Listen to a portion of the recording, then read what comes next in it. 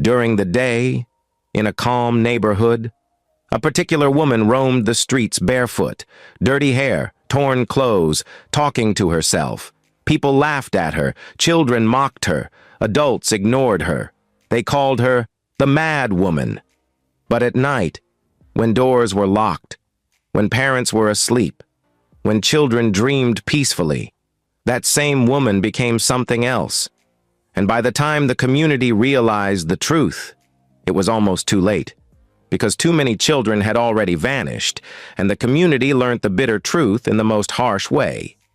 In Inya's community, there was a woman everybody knew, yet nobody truly knew. Some called her Mama Shaula. Some called her that mad woman. Some just pointed at her and quickly faced their business. Nobody could even remember the last time they saw her look like a normal human being. If you stepped out early in the morning, you would see her first. She always stood by the roadside like a broken signboard, staring into space as if she was watching something people could not see. Her feet were always bare. Her toenails were long and dirty. Her wrapper was always torn in one corner. Her blouse always looked like it had fought with fire and survived. Sometimes she would carry a nylon bag that had more holes than the road. Sometimes she would drag a sack behind her. Sometimes she carried nothing, but still walked like someone carrying heavy burdens. During the day, she moved in ways that made people uncomfortable. One moment she was laughing. The next moment she was shouting at the air. "Leave me! Leave me!" she would scream, waving her hands like she was chasing invisible flies. Then she would stop suddenly and begin to whisper softly, like she was begging somebody. People would pass her and shake their head. "Ha! Madness is a terrible thing," a woman selling a kara muttered. "May God not give anyone close to me this kind of sickness," another added. Sometimes Mama Shala would walk to the gutter, bend down and pick food with her fingers. If she found a half-eaten meat pie or bread, she would dust it like it was gold and start eating it immediately. Children ran after her at first, laughing like it was a game. When she turned suddenly and stared at them, the children would scatter, screaming and laughing again at the same time. Their parents did not even seriously correct them. At most, someone would shout, "Come back here! Stop disturbing that woman!" But it was not because the parents cared about Mama Shala's feelings. It was because they feared she might react. Not because she was strong, but because nobody trusted the mind of someone the community labeled mad. Parents warned their children with the same sentence every time. "Don't go near that mad woman. If I see you near her next time, I'll beat you." That warning was not love for Mama Shala. It was fear and disgust. It was the kind of warning people give when they want to keep dirty things away from their clean life. Mama Shala slept under abandoned shops, those shops that used to sell spare parts long ago, but were now empty and full of dust. At night, if you passed by that side, you would see her curled up like a cat, hugging herself, sometimes shaking from cold, sometimes talking softly in the dark. The community had already decided her story for her. She is mad. She is harmless. She is not our problem. And because of that, they never asked questions. Where did she even come from? Did she have a family? How did she become like this? Why did she choose that particular area to sleep? Nobody cared enough to dig. Only one woman in the compound, a woman called Auntie Kike, sometimes dropped plate of rice near her. Not because she wanted friendship, but because her conscience disturbed her. She would drop the food, clap her hands from afar and shout, "Mama Shala, food!" Mama Shala would look up slowly, stare like she was confused, then crawl to the plate and begin eating without saying thank you. After doing it 2 or 3 times, Auntie Kika stopped. One day she told her friends at the water tap, "I gave her food last time. She didn't even talk. She just looked at me somehow. I don't like it. I beg, I've let her be." Everyone nodded quickly like that was the correct decision. Better oh, these people can do anything. Mad people can bite. Some of them have spiritual issues. And just like that, Mama Shala became something the community avoided carefully. She was always there, like a shadow. And as trouble started entering the community slowly, nobody connected it to her. Because to them, Mama Shala was just a mad woman, harmless, weak, pitiful, and someone to laugh at. Until children started disappearing in the community. It started like small gist. The kind of gist that sounds serious for 2 minutes, then becomes background noise. One evening, a woman named Mrs. F.A. ran into the compound shouting her son's name. "Chike! Chike! Where are you?" People came out to watch. Someone even laughed and said, "Madam, he's playing. Leave him. Children are children." But Mrs. F.A.'s voice was not normal. It was shaking. "My son doesn't do like this," she said, walking fast, looking left and right. "He went to buy pure water. He never came back." Neighbors joined to look for the boy. They searched behind kiosks.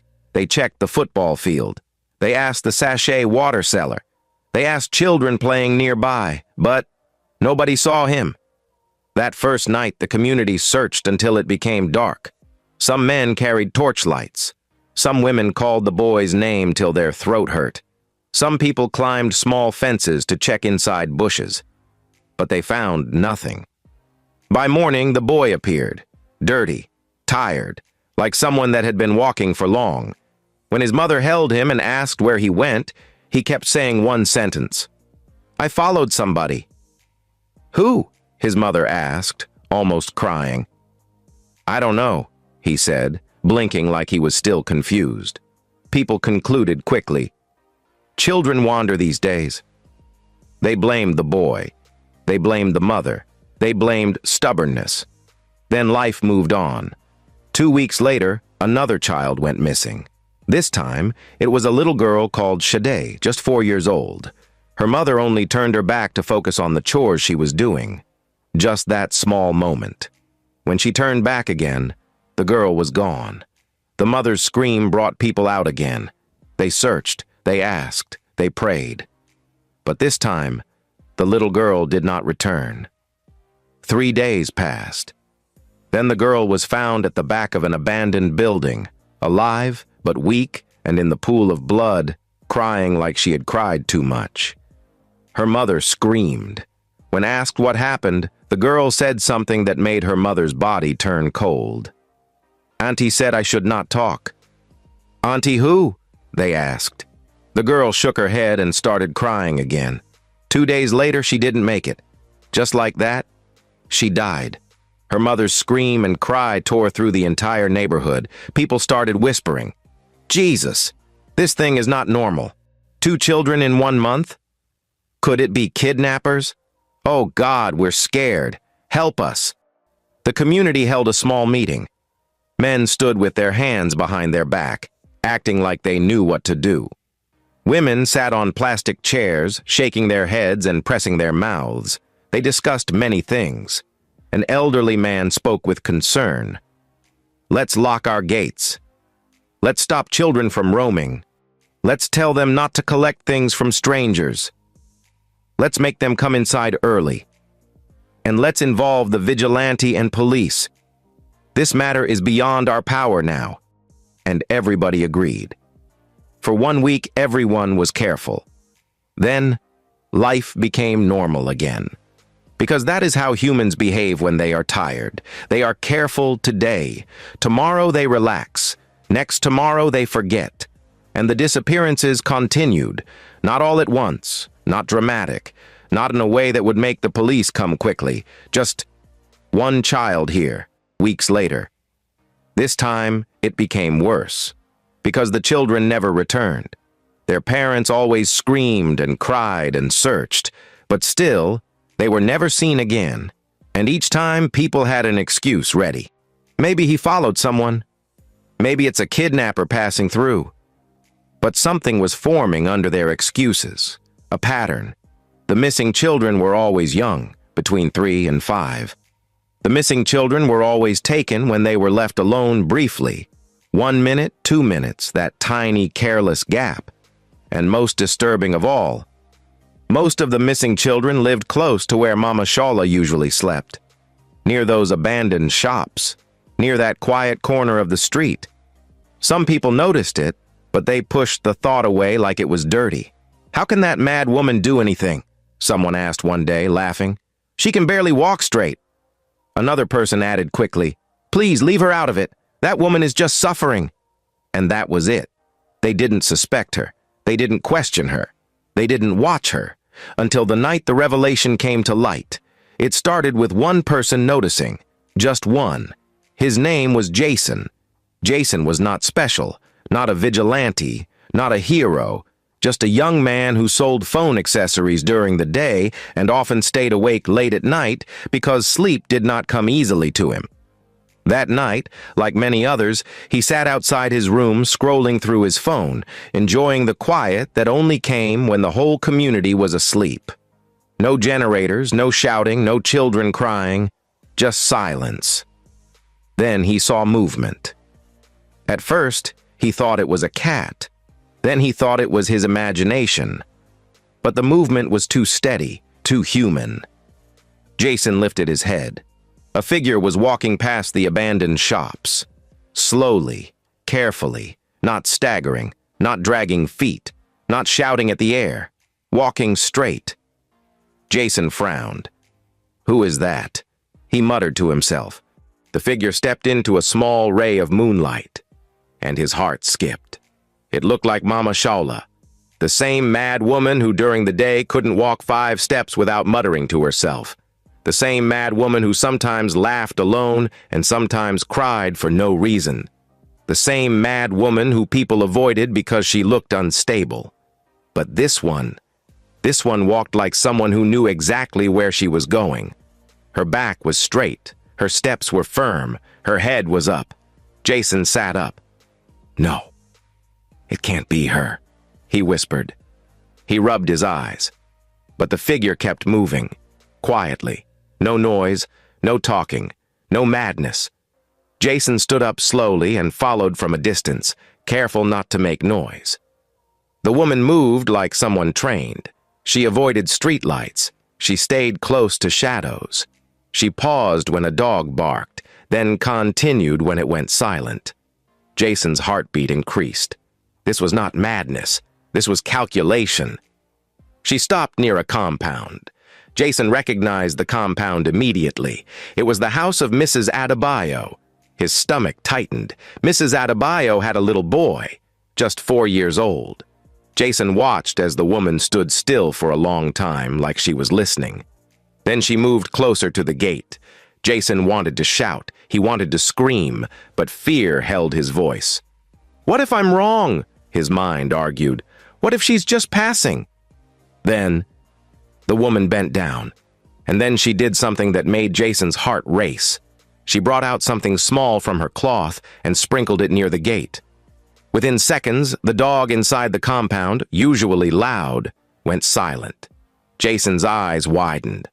"My God, what is that?" he whispered. Then almost silently she pushed the gate and it opened slowly. No sound. And at that moment, Jason's blood ran cold. He stepped back quickly, hiding behind a parked car. The woman slipped inside the compound. Jason waited. 1 minute, 2 minutes, 3. Then the woman came out. But she was not alone. She was carrying something. Someone. A small body hung limply against her chest. Jason's knees almost gave way. It was a child. The child did not cry, did not struggle. Jason's mouth opened, but no sound came out. The woman adjusted the child on her shoulder and walked away calmly, disappearing into the darkness behind the abandoned shops. Jason stood there shaking. His phone slipped from his hand and hit the ground. That sound snapped him out of his fear. This is not madness," he whispered. "This is evil." By morning, Jason looked like someone who had not slept in weeks. He went straight to Mrs. Adebayo's house. The woman was already crying. "My son is gone," she screamed. "I put him to bed. I only slept a little." Jason felt sick. He pulled one of the elders aside and told him everything, every detail. At first, the elder laughed nervously. "Mama Shala, are you sure you didn't see wrongly?" Jason shook his head violently. "I know what I saw," he said. "That woman is not mad." The elder's face slowly changed, and for the first time in years, someone looked at Mama Shola's corner of the street with fear. That night, the community did not sleep. Men gathered with sticks, cutlasses, and torches. Women cried and called their children's names, holding them tight like they could disappear at any moment. Jason led them. They followed the path he described, behind the abandoned shops, the place everyone avoided, the place children were warned never to play near. As they approached, a strange smell hit them. Not garbage, not sewage, something worse. A smell that made the back of their throat burn. One of the men gagged. "What is that smell?" No one answered. They pushed open the rusty door of the abandoned building. The torchlight revealed the first thing: symbols. Strange symbols drawn on the floor and walls, dark red, some faded, some fresh. A woman screamed, "Blood!" They moved deeper, and then they saw them. Small clothes, children's clothes, a blue shirt, a pink sandal, a torn school uniform. A man picked one up slowly.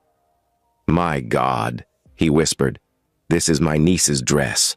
Another man fell to his knees. That shoe belongs to my son." The women screamed. Some collapsed. Then someone pointed to the floor. There were footprints, bare footprints, small, dirty, and unmistakable. They matched Mama Shala's feet, the same twisted toe, the same uneven heel, the same foot that everyone saw walking the streets every day. Silence fell, a heavy, terrifying silence. Then someone spoke in a broken voice. "So all this while—" Another finished the sentence. "It was her." A growl rose from the men. Rage replaced fear. "She has been deceiving us. She hid in plain sight. She used madness as cover." Just then, a sound came from the inner room, a low chant, deep, almost not human. Everyone froze. The chanting stopped. Then a figure stepped out. It was Mama Shala, but not the Mama Shala they knew. Her hair was tied back neatly. Her eyes were sharp. Her body stood tall. She looked at them and smiled. A slow, knowing smile. "So," she said calmly, "you finally found me." At that moment, women screamed. Men raised their sticks, but the mad woman laughed. A deep laugh, one that echoed inside the building. "Do you people think madness means weakness?" she asked. "You thought because I ate from gutters I was really mad." She spread her arms. "At night I am free." Fear exploded in the room. One elder stepped forward, trembling. "How many children?" he asked. Mama Shala tilted her head. "As many as I can't count." The community broke. Some men rushed forward. She was overpowered, but as they dragged her out, she shouted words that froze everyone's blood. "You ignored me. You laughed at me. You called me harmless." She laughed again. "And while you slept, I worked." A cold chill ran through everyone. The entire neighborhood knew. The mad woman was never mad. She was pretending, praying, and hunting. And the truth they uncovered that night changed their lives forever. The morning after they dragged Mama Shala out of that abandoned building, the whole community shook. People who used to gossip in the mornings could not even talk again. Women held their children tightly like their arms were chains. Fathers who always said nothing will happen suddenly looked helpless. And the elders? The elders were ashamed. Because for years, they had watched Mama Shala roam the streets, and they did what everyone else did. They ignored her. They told themselves, "She is just mad." They told themselves, "She is just suffering." They told themselves, "She can't harm anybody." Now the same elders sat under the big tree shade at the town square, looking at each other in silence. The chief elder, Baba Sule, cleared his throat and spoke. "This thing is bigger than what we saw yesterday. We must investigate properly. We must know how long it has been happening." The crowd gathered.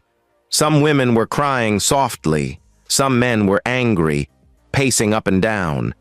Jason stood at the side, his face tight, his eyes red.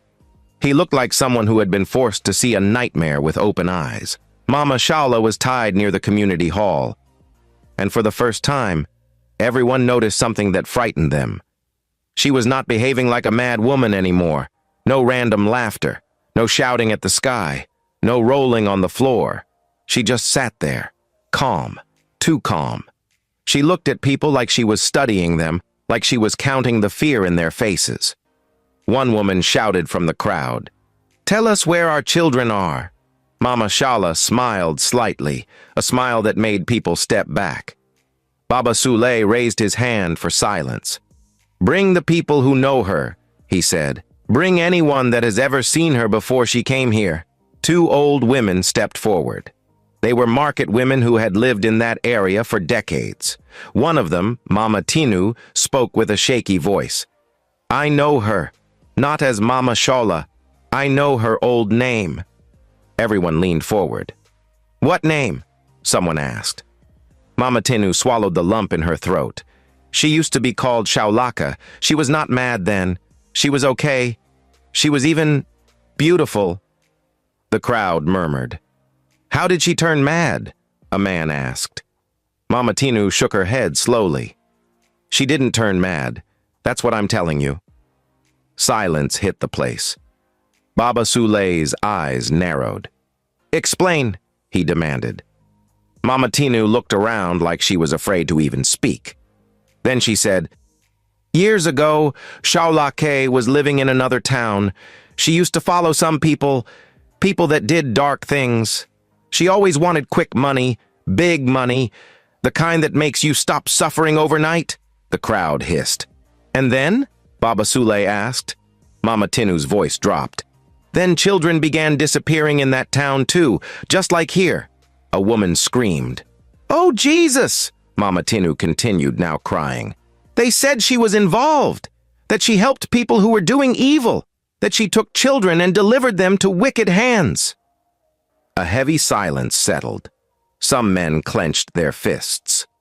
"So why did she come here?" Jason asked, his voice tight. Mama Tinu wiped her tears. "She ran.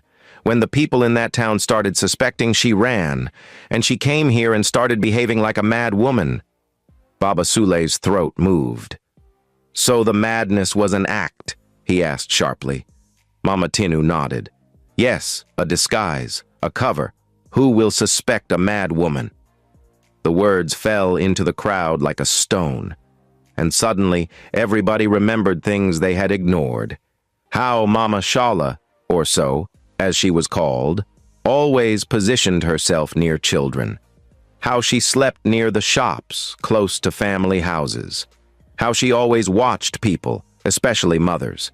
How she disappeared sometimes, then returned later looking dirtier than before. One man shouted, "But how? How does a person live like that?" Jason answered, his voice shaking. "She used our pity against us. That's how." The elders investigated deeper. They searched the abandoned building again, properly this time. They dug around.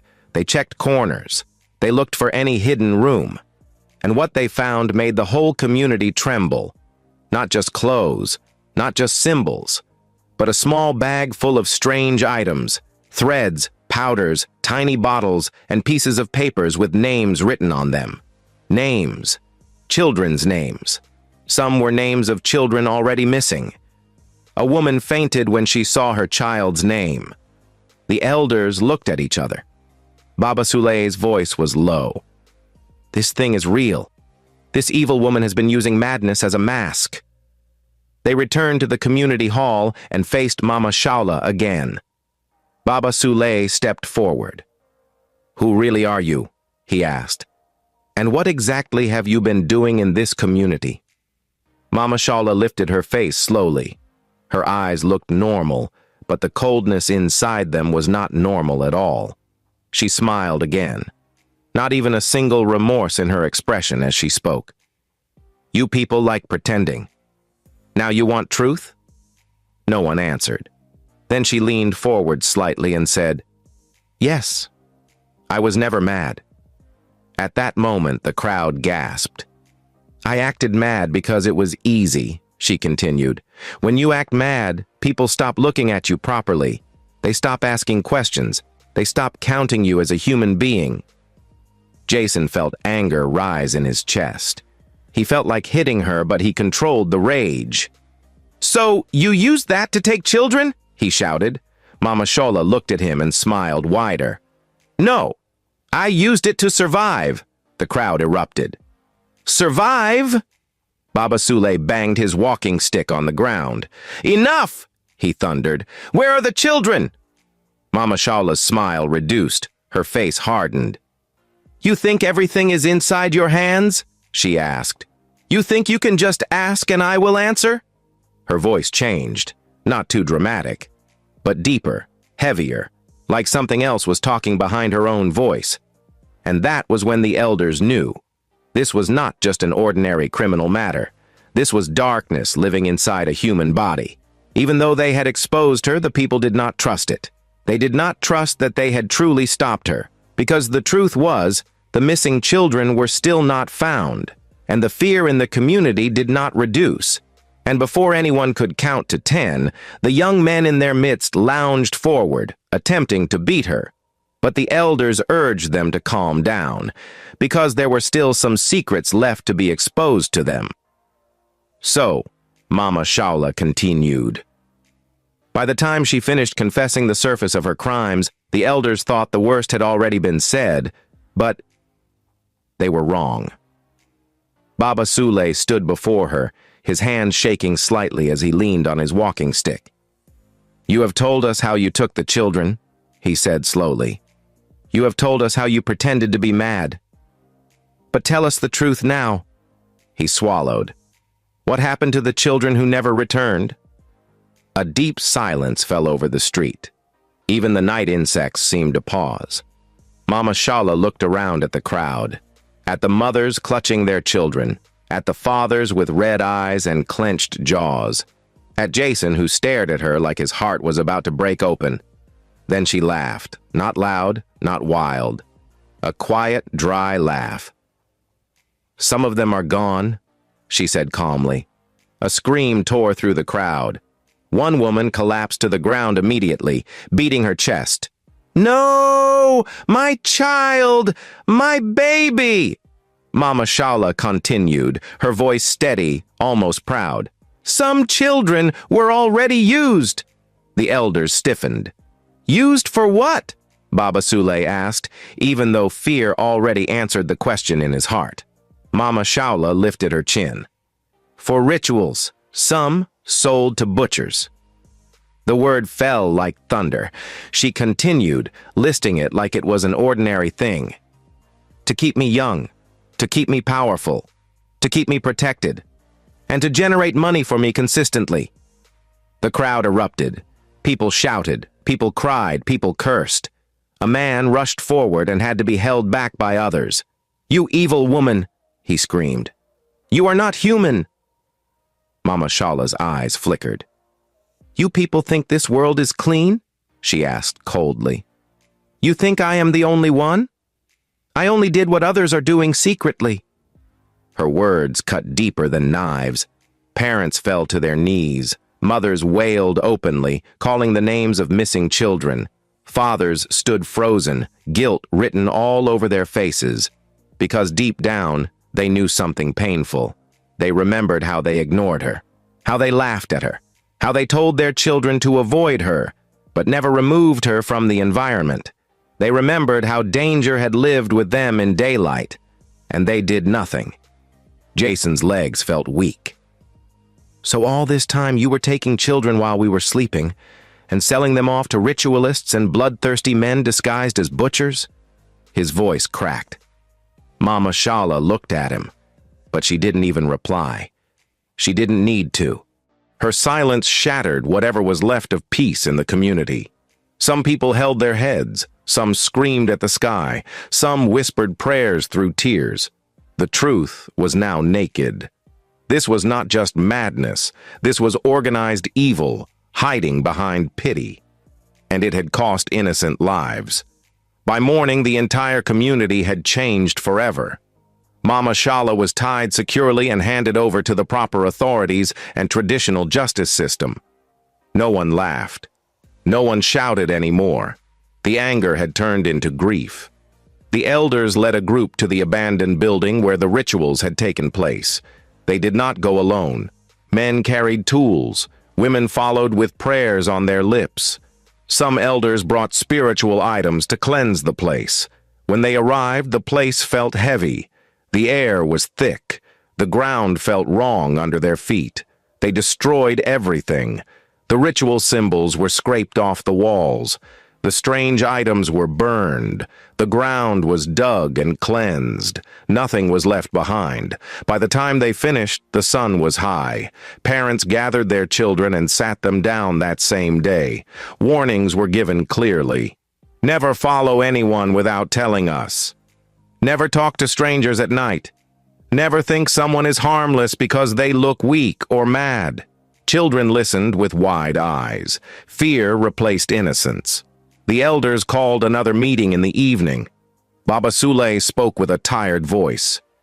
We failed as a community. We ignored signs. We ignored patterns. We allowed pity to blind us. He looked around. Let this never happen again. From that day, people watched more closely. Strange behaviors were reported immediately. No one was ignored again, whether mad, poor, or pitiful. The community became alert, and though the wounds remained, a lesson was carved deep into their memory. Lesson from this story. Fam, listen carefully. Be careful and vigilant. Not every threat looks dangerous, but evil sometimes hides behind pity. Never ignore strange patterns. Protect your children, your family, and your loved ones. Always. If you notice someone behaving mad in your neighborhood, in your community, or anywhere at all, be careful and watchful. Because not every mad person is truly mad. Some are disguises, some are covers, some are red flags hiding evil agendas. The world is full of bad men and women, and some hide their wickedness behind weakness. Remember this. The danger you laugh at during the day could be the monster that hunts at night. So be careful, stay alert, and open your eyes. Did this story open your eyes? Do you believe some people pretend to be mad to hide evil intentions? Have you ever heard similar stories or noticed strange behavior in your area that people ignored? What would you have done if you lived in that community? Would you have taken laws into your hands or let it do its job by handing Mama Shala over like the people did? Drop your thoughts in the comments. And don't forget to like, share, and subscribe to African Tales by Imade for more shocking, real-life inspired stories with deep lessons. See you in the next one.